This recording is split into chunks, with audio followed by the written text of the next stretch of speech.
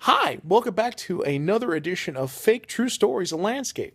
So today I was mowing, and the lawnmower actually reached up and grabbed a hold of my leg with a metallic hand, and I started kicking and I started screaming and crying, I might have wet myself. Yeah, I wet myself. The pee was everywhere, and then Eddie Osborne showed up, 6'5", 285 pounds of just pure steel muscle, and he ripped that hand off and tossed me to the side. And he said, "Jeremiah, publish that book, live your life." And I said, "What is going on?" And they actually started engaging in combat. The lawnmower actually turned into like this humanoid machine thing, and they were fighting, and Eddie was doing great. But then he did this whistle, and he said, "I got this." And the bees from yesterday showed up, so I guess he became their king or something, and they surrounded him to like this bee armor, and he just started, with his bee armor, he's beating that machine.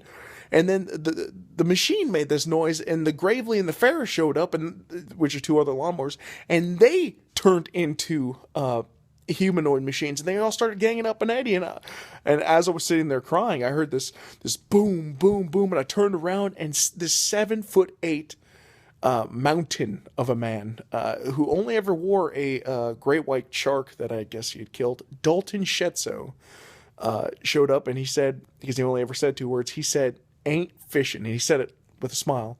And he jumped on in, he tossed the Ferris off into the woods, he started beating on the Gravely, and he was just so elated to be in a fight. And then the lawnmowers morphed back down into what they were, which was lawnmowers, and they just sat there shaking.